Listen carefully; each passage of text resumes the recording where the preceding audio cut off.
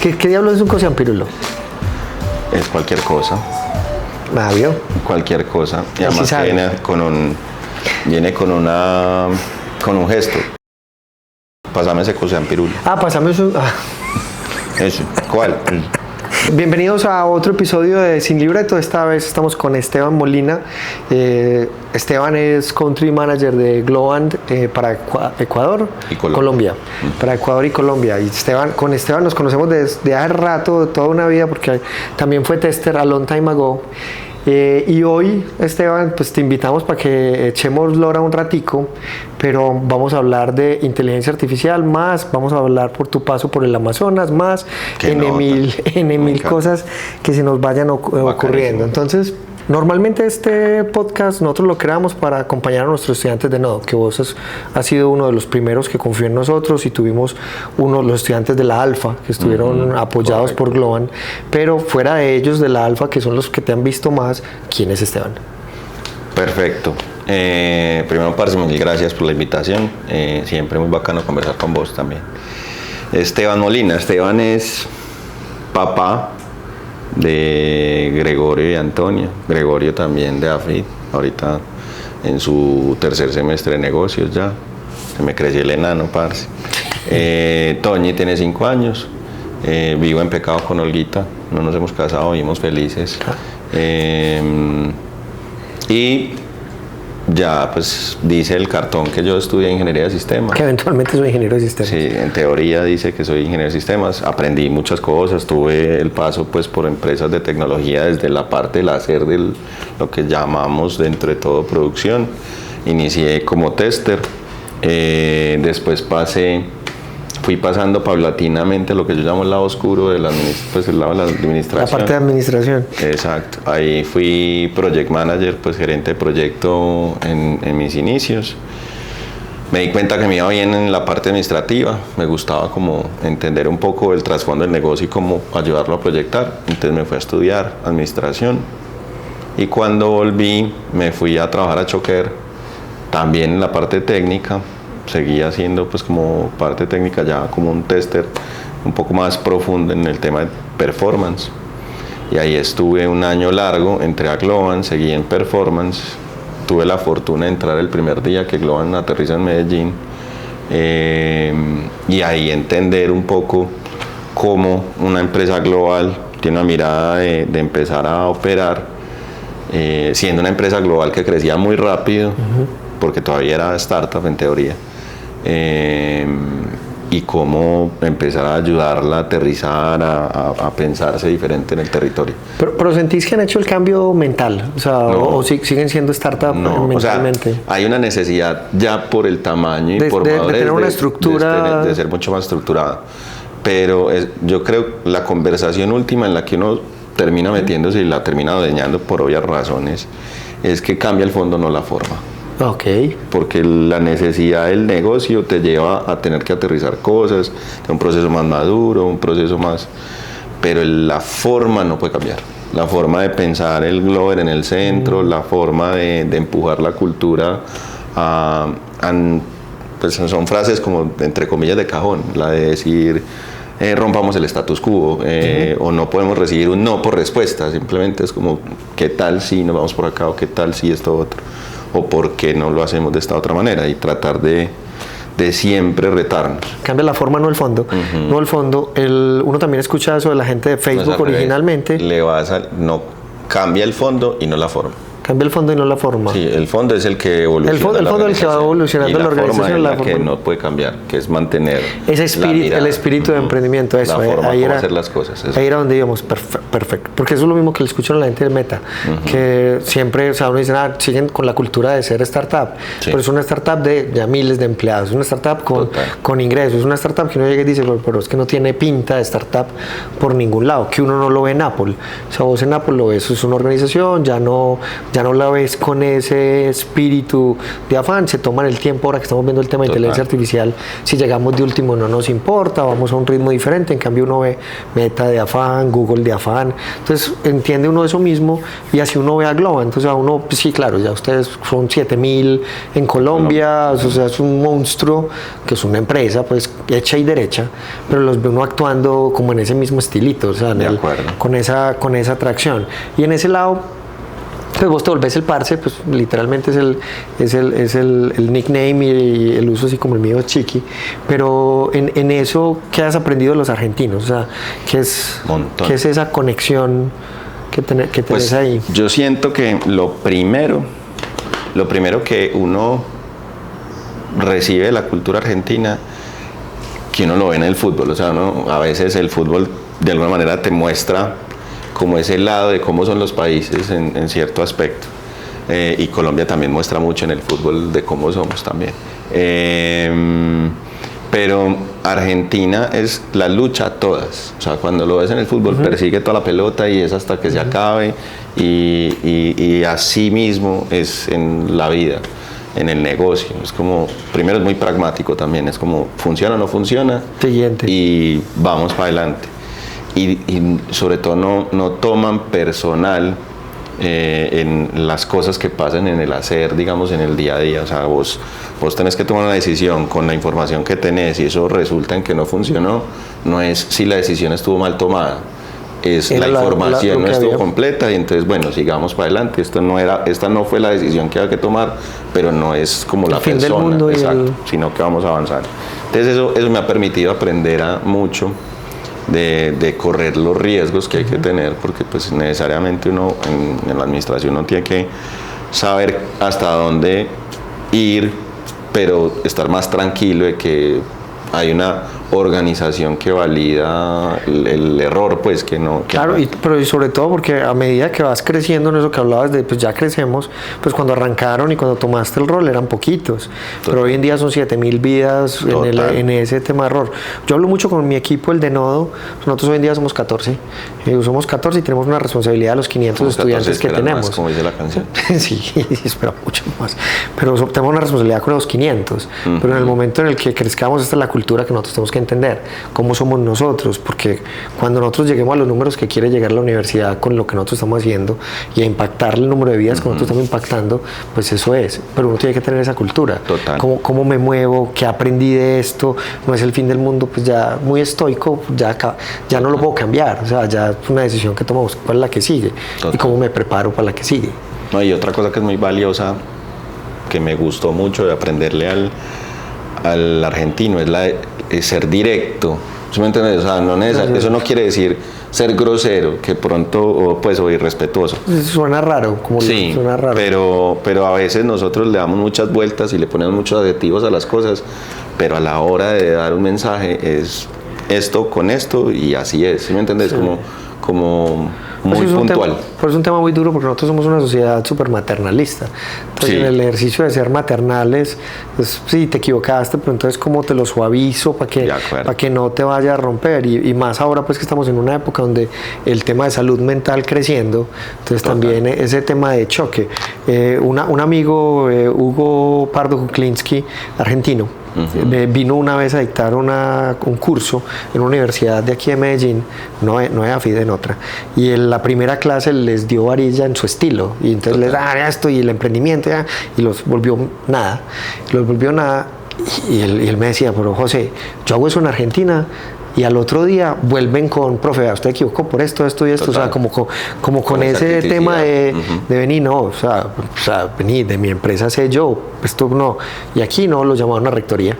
Sí. Entonces, como, sí. Son adultos, tengo que mirar, y es lo que vos decís, es que es más fácil decir de frente, y en emprendimiento uno lo ve mucho cuando uno es jurado, ¿no? Les varilla y no, ya la toman personal, y de acuerdo, nada que ver, de acuerdo. Quiero que crezcas. Sí, total, pero yo siento que eso es necesario, ir generando, pues aprendiendo de esa forma, porque al final empezás a ser crítico en el mensaje, o sea, estás recibiendo la información tal cual, sin sugarcoating, tal cual como se tiene que recibir. Te empezás a hacer eso, por eso mismo lo que vos decís, que vienen después a contarle o a contradecirle, es porque entonces vos ya tomás el valor del mensaje, no la forma, sino el valor del mensaje que me está diciendo, qué es lo que está atrás. No estoy de acuerdo.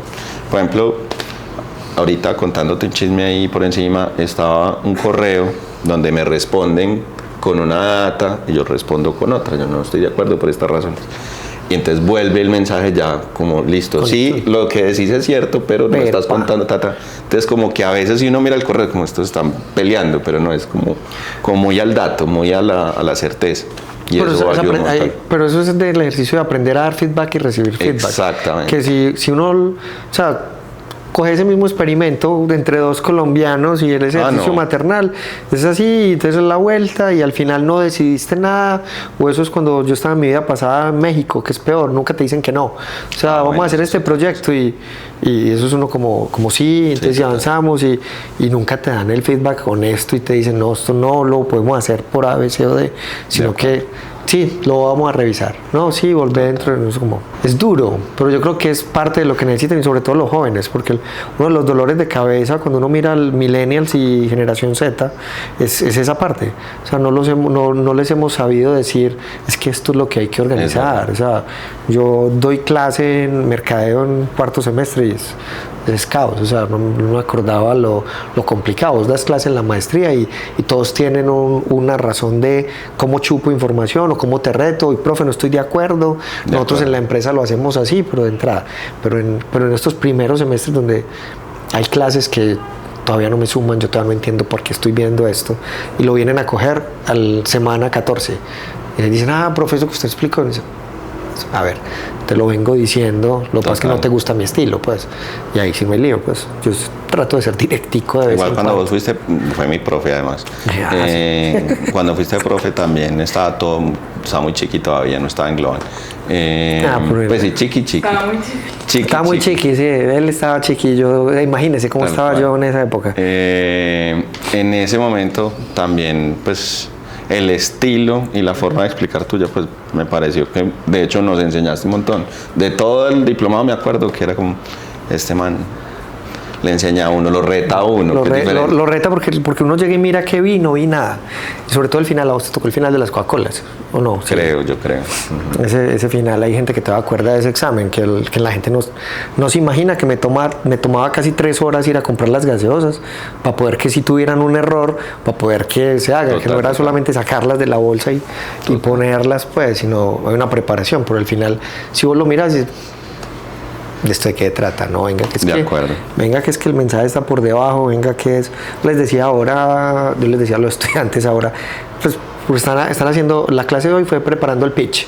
Entonces, preparando pitch para mirar, entonces vos tenés que entender la audiencia, tenés que entender lo otro. Yo les decía, pues que pongas el punto de vista del profesor. Son 20 personas diferentes que tienen puntos de vista diferentes, que suman diferente. Vos a quién le das clase, vos tenés que saber elegir a uno o dos y que queden bien formados. Los otros, perfecto, pero hay que agruparlos a todos. Entonces, ¿cómo llevo a que en esta me puso cuidado Samuel y fulanito, pero en la otra necesito que sea Esteban y Claudia, y en el otro, porque al final son 16 semanas que tienes que acompañar, pero no todo el mundo está conectado igual, no todo el mundo tiene la energía, y vos te vas a la organización y pasa lo mismo.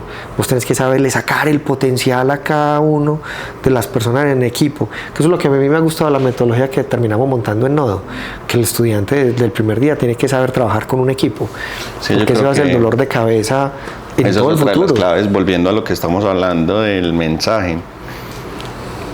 La ventaja de ser el mensaje como muy directo, si se quiere, sin mucha línea, es que culturalmente tenés que llevar a la organización, que esa es otra de las claves de por qué Globant también ha sido así, porque entrega mucha confianza, que eso es otro valor muy interesante de la cultura argentina, y es que confía mucho. Sí. O sea, un poco, es como un mix, si uno lo mira desde la visión cultural, es como un mix por su herencia argentina. El argentino tiene mucha herencia europea, y el europeo tiene, pues el europeo y el americano, la forma de relacionarse es en función a la confianza. Sí, claro. Es decir, vos cuando negocias con un gringo o con un europeo le decís, no tenés que saludar, ni contarle tu historia, ni qué te pasó anoche, sino decir, bueno, mañana te entrego tal cosa. Y si mañana te entregas tal cosa, ya genera vas mejorando la confianza. Entonces ya se va construyendo y ya quizás a la quinta iteración ya de pronto te preguntan por tu esposa y la familia. Pero no al principio. En cambio nosotros en Latinoamérica sí somos como, ¿qué más? Tomémonos un cafecito. Hola, exacto, como... y esperar la respuesta. Entonces el argentino tiene como esos dos mix. Entonces entrega mucha confianza. Y cuando empieza a recibir, empieza a confiar más, entonces empieza más. Entonces la cultura, ellos dan una instrucción muy clara y esperan la respuesta, y en la medida en que se da esa respuesta, pero tenés que dar cultura autónoma. Y eso es lo que termina pasando un poco con lo que estás contando alrededor de los estudiantes. Que eso es otro proceso de aprendizaje en cómo aprender a vivir en una organización o en un entorno donde vos tenés que ser autónomo, porque que yo siento que si uno lo mira de vuelta, aquí de pronto siguiendo con la mirada cultural, estas generaciones, sobre todo más la Z que la millennial, han sido más autónomos, porque los papás han sido más de trabajar, entonces como que les queda algo, entonces empezar a empujarlos a que ya empiecen a responder a la confianza. A que la mantengan. Exacto. Y teníamos una discusión ahora que también mencionaste eso hace poquito, la distancia que hay entre las generaciones. Por ejemplo, dato de color, hoy en Colombia yo tengo como menos de 100, somos 7.000 personas, y menos de 130 son baby boomers. Okay. Como el 10% de generación X, casi todos están en la gerencia, pues, en la administración. Y un 70% es millennial.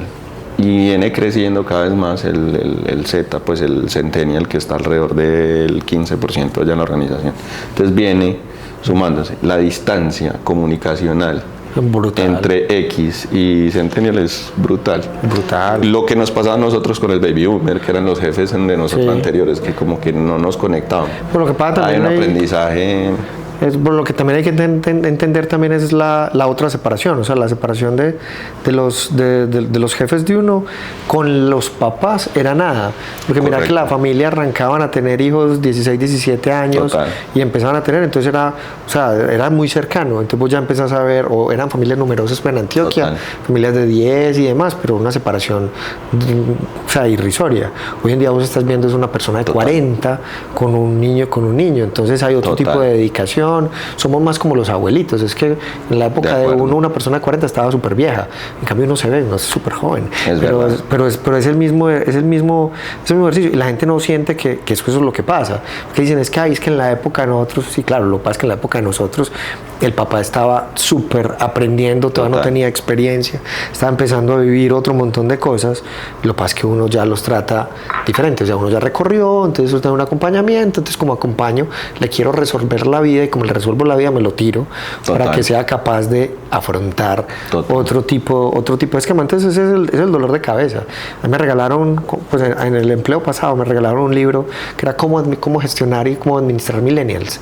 Eso era muy charro, porque uno dice, sí, empieza a leer y sí, el tema del refuerzo positivo, el tema me dice, pucha, pero ¿por qué es tan fácil estigmatizarlos? Y claro, tiene que ver con a qué jugaron, con qué estuvieron, a dónde los metieron, porque en la época de uno, menos que vos también pasaste por todos los deportes, porque los papás los llevaban a uno a Confama, sí, cuánta karate, pendejada hay. Karate hasta que me pegaron la primera patada, yo ya no quiero volver. Piano. Y hoy en día ya es muy diferente, entonces caballo, pero entonces ya me quiero dedicar y ya hacen otra. Total. Entonces cambia en la época nosotros se exploraba todo lo que había y se decidía, entonces ahí ya terminaban los que terminan volviéndose muy buenos y son selección Antioquia A, B, C o D, pero los de ahora es... y apago como si fuera un videojuego, apago. Entonces hay un tema de resiliencia, hay un tema de estructurar, y eso sí, o sea, conectando con lo otro que te decía que íbamos a hablar, pues lo ve uno acá, que es aquí en la ciudad, pero cuando ya uno sale y lo ve en las regiones es otra cosa completamente diferente. Contanos de ese viaje raro que hiciste al Amazonas y que te encontraste por allá. De ese viaje, qué nota de viaje. Es un viaje que yo lo recomiendo 100% a todo el mundo, pues sobre todo porque te pone en un lugar, primero te enfrenta a los miedos, a que toda la vida te han contado historias alrededor de la selva, de lo peligrosa que es la selva. Te van a comer las pirañas. Te van a comer las pirañas, la araña, que también si uno se detiene a pensar de dónde viene ese mensaje, pues Antioquia en particular, nuestros abuelos peleaban con la selva, la tumbaron y abrían espacio y la fueron corriendo para poder generar sus espacios, sus fincas y demás. Entonces, claro, la selva siempre fue mala, la selva siempre fue complicada. Entonces, eso es lo que uno llega a enfrentarse a la araña, a la serpiente, a un montón de cosas. Entonces, la primera como ejercicio mental en el que lo llevan a uno, pues porque al final va uno acompañado, es no pelee con la selva, o sea, déjese fluya, absorber. o sea, vas con o contra, si vas con, fluís, y ya empezás a entender que cada cosa tiene su lugar y todo es un conjunto. Entonces es muy interesante ese primer miedo. Después, empezar a escuchar toda esa información milenaria, todos esos aprendizajes colectivos que han tenido los indígenas por miles y miles y miles de años, de cómo todo tiene una función, cómo todo conecta, también te reta frente a esa mirada occidental. Entonces, el pensar en el progreso. Entonces, me acuerdo por allá, no, es que hay que meter una carretera hasta Leticia, es romper la selva, ¿sí me entiendes? O poner una pista mucho más grande para que aterricen aviones grandes, o turismo, no sé qué, pero entonces, ¿qué significa eso para la selva? Entonces entra más plata, entran bombas de gasolina, empieza a haber industria, entonces empieza lo mismo. Lo cambias, lo volves a correr. Rompes todo. Entonces es también entender que la mirada de progreso no necesariamente tiene que ver con eso. La mirada de progreso puede ser un centro de salud muy bueno que atienda lo que el chamán no puede atender y entender que el chamán tiene todo el conocimiento. Otra cosa que me pareció muy chistosa cuando fuimos a dormir en la selva y era que íbamos con el guía que también es indígena y decía: esta mata sirve para el estómago, esta mata sirve para estancar la sangre, esta mata si lo pica una serpiente. O sea, pero eran todas flores, matas, árboles, todo frutos.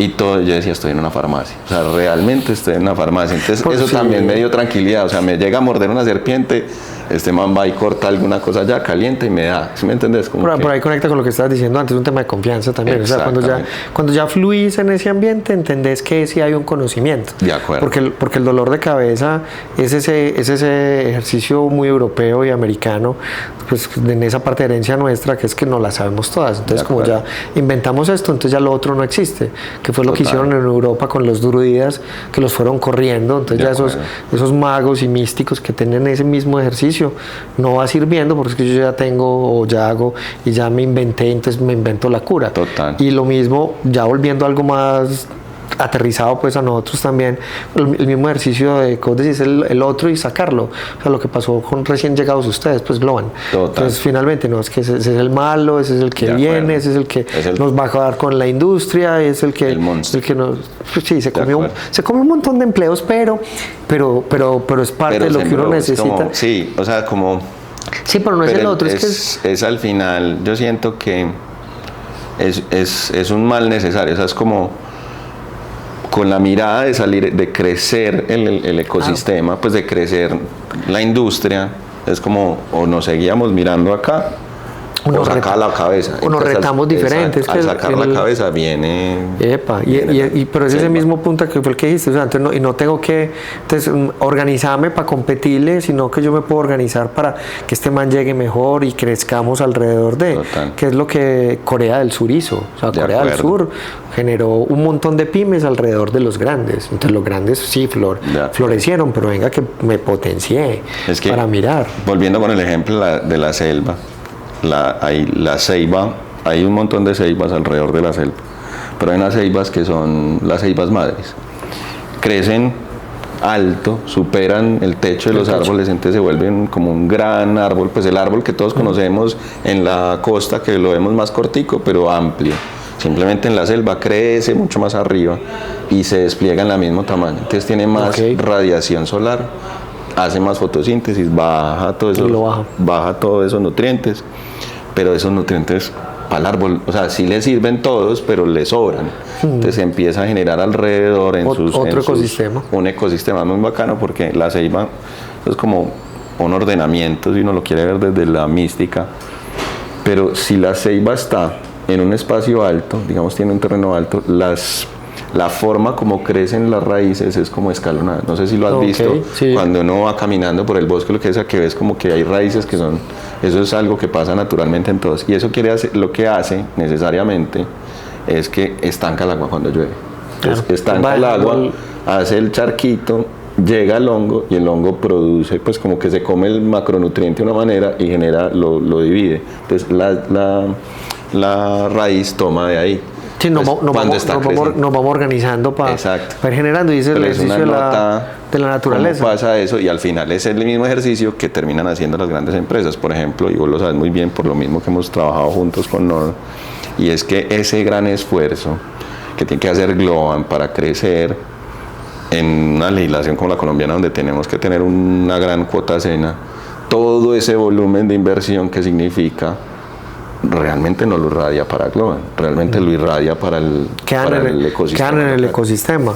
Sí, tal cual, hay que mencionar esta cuota SENA. Me hiciste acordar en mi primera temporada en Intergrupo, al final tuve un montón de minions. Un proyecto por cuota SENA, había que tener un montón de chicos y chicas del SENA y no lo habían llenado, y yo dije, no, venga, lo bruto y decidido, pásenme. Entonces tuve 18 en el área de movilidad, re juniors, y ninguno sabía nada de desarrollo móvil, cero, pero pues tiene unos 6 meses para armar algo. Hoy en día los ve uno y uno identificando dónde están los 18, son re cracks. En otras industrias no hay ninguno que se hubiera quedado pues allá, porque esa área de movilidad pues se desbandó.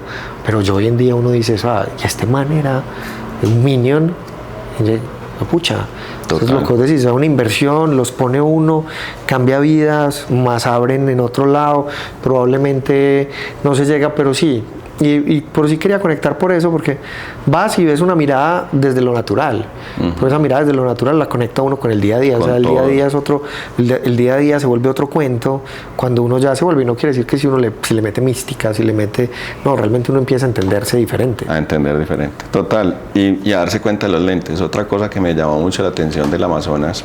A nosotros nos enseñaron selección natural toda la vida, como una guerra entre especies, una guerra y entre... el más fuerte, el que triunfa. Exacto, y cuando llegas allá entendés que no, como que todo es una colaboración, pues o el indígena lo ve como una colaboración donde todo hace parte y necesita lo que produce este para el otro y demás. Entonces, claro, por eso crece una mata más grande que otra, por eso una la envuelve después. Entonces, al final es una mirada de dónde viene también, de dónde viene Darwin. ¿Qué es lo que a él le enseñaron en el colegio? ¿Qué es lo que él aprendió? Guerras. Claro. Guerras de toda la vida, guerras para que el imperio llegara a ser el imperio. Entonces esa mirada es la mirada que trae. Pues claro, esta vaina se está dando en la jeta con esto, por eso tiene que crecer más. Y por eso es el que sobrevive, porque es que no se adaptó para lo que necesita. Entonces eso también te lleva a darte cuenta de que muchas veces uno actúa en consecuencia de lo que uno aprendió, de lo que trae, y tiene esos lentes a la hora de tomar decisiones, a la hora de emitir un concepto. Entonces, es un poco también tener más calma, es un poco también hacer más reflexivo, hacer más observador. No sé, siento algo y es momento, ¿esto dónde viene? ¿Por qué? Eso has estado escribiendo sobre eso. Exactamente. Me encantó el de los pero, pues de contar los también. De contar los pero y hacer el cambio pues el que te ponía yo ahí es mejor, en vez de decir pero es aún mejor. Y ese es solamente ese ejercicio mental de no espero, sino aún mejor, entonces ¿qué lo puedo proponer? Exactamente. O sea, porque en el otro no me gusta y lo saco. En el otro es, bueno, ¿cómo me vuelvo parte de? Por eso que decías, me gusta mucho, Esteban, porque eso es uno de los dolores de cabeza que tenemos en este ecosistema que hemos venido tratando de crear desde hace rato, y es cómo realmente podemos trabajar en colaboración. De acuerdo. O sea, realmente cómo podemos entender que lo que vos hagas nos suma. Entonces podemos generar estructuras, que eso es lo que la gente con Nodo se ha ido dando cuenta y dice, pero si vos lo puedes hacer solo, pero ¿por qué invitas a fulanito? ¿Por qué lo estás haciendo? Ayer venía una chica por acá que nos va a ayudar con un tema y venía por información. Claro. Venga, ayúdame a entender este nuevo mundo de inteligencia artificial. Yo vengo de otro lado y al final vení que tenés un conocimiento que a mí me sirve, entonces yo te ayudo acá, pero vos me ayudas acá, entonces vamos generando otras dinámicas y eso al final termina siendo una potencia, que yo creo que ahí es donde nos hemos dejado comer de otros ecosistemas, porque uno mira, o sea, realmente qué es el Silicon Valley, es una imagen, es un ideal, o sea, no, Total. o sea, eso arrancó realmente pues con las fábricas de silicio per se, de silicón, pero no, hoy en día es un imaginario. Pero ¿qué pasa? Que es que estos manes se sientan en esos coworking de conversar, de conversar. Y tenés un problema, ven, yo te ayudo, que así fue el tema de la historia pues, de Instagram, en un cowork, que al final entre varios, o Twitter al principio también, venga, hagamos una cosa que en estos días tenía una conversación con alguien también muy cercano de nosotros, Hugo Zurek, que nos encontramos en otro evento. Entonces me contaba cosas parecidas, el cómo compartimos, el cómo generamos que la data sea para todos, o sea, como en esa visión de futuro, como de cómo llegamos a hacer a que todo este conocimiento que se genera en la industria termine permeando en muchos lugares. Y palabras más, palabras menos, nos llegamos a una conclusión, y es que también es un tema generacional, también es un tema de cómo miramos la educación y quién está mirando hoy la educación. O sea, si vos ves, y volviendo a lo que hablamos, son generaciones nuevas mucho más colaborativas, que son más, por ejemplo, los juegos inclusive lo demuestran, que son más de trabajar en equipo, a pesar de que uno gane, pero todos están aportando. Entonces, ya las nuevas generaciones por default vienen con esa mirada de ser más, de generar un ecosistema, de generar muchas cosas. ¿Dónde está todavía la duda? Es de quienes estamos hoy en las organizaciones tomando decisiones, que todavía no, por ejemplo, en el tema educativo, esperamos que la innovación venga como en las nuevas industrias y en la nueva pastilla de que haga no sé qué, pero la educación entre más tradicional sea, mejor. O sea, si es el colegio de toda la vida, que no ha cambiado el pensum, la misma cosa, es como, no, ese es el bueno. Entonces, como que todavía no llegamos a romper esa creencia de venga, que es que hay que... Es que no lo han probado y son cosas, sí, por eso tal cual. Entonces, es un problema desde la generación de entender que hay que renovar el Ministerio de Educación, cómo le damos la vuelta a la nueva normativa. En temas de inteligencia artificial, entre menos legislemos mejor, porque la vamos a poder ayudar a crecer y encontrar ya después dónde va a tocar recortar, no recortar desde ya, ¿sí me entiendes? Como darle la vuelta. Recortar sin entender. Exactamente. Eso cuando ni siquiera sé lo que no sé, pero lo quiero legislar porque me da susto lo que sea que pase. Pero es desde el miedo, desde la coercitiva, desde esa mirada, creen, por eso los lentes, todo tiene que ver entre... Eso, pero tal cual, y es el ejercicio de lo desconocido. Es que eso lo desconocido, y volviendo ahora a lo que hablabas del bosque, es que lo que siempre cuando traté de estudiar antropología le enseñaban a uno, que dónde diablos están los carnívoros. La gente que se comía a ellos mismos, estaban afuera, estaban allá, pero si vos te corrías al pueblo al lado, allá no comían personas, y en el pueblo al lado tampoco comían personas, y siempre es porque es que qué susto ir allá. Claro, entonces siempre está allá, y entonces lo que pasa, o sea, la educación entre 1900 y 1920 se organizó para las fábricas con Piaget y demás, y nos quedamos ahí, y está organizado en ciclos de horarios, que son los horarios de fábrica. Tenés las franjas de las vacaciones de mitad de año, son las vacaciones para recoger la cosecha en Estados Unidos. Entonces nos quedamos en esa si no tiene sentido. O sea, ¿por qué paras? Porque pues siempre lo hemos hecho así, pero era para que los chicos fueran a la granja a ayudarle a los papás, no era porque no pudiéramos seguir estudiando. Entonces, claro, pero si lo pensás, ¿cómo lo cambias? Lo que vos decís, uno lo trata de hacer diferente y te dicen, pues ya estás muy raro. Total, o sea, eso no conecta, que es antier, creo que estaba dando una charla con lo de Nodo, de que nosotros no tenemos profesores. Entonces le abrieron los ojos a los que están ahí, como así. Entonces, ¿cómo puedes dar clases ¿cómo puedes dar clases sin un profesor? Y dicen, no, es que yo no necesito un profesor, yo necesito una persona que lidere un proyecto, porque cambio el profesor por una persona que te acompaña a resolver un proyecto. Por si yo no sé cómo voy a hacer el proyecto, pues igual al principio, vos no sabías, tenías que aprender y lo haces, que eso es, pensemos en carpintería, o como le digo yo a la gente, o sea, ¿por qué a nadie le da susto comprar cuadros de gente que lo único que ha hecho es 3 meses una clase de pintura?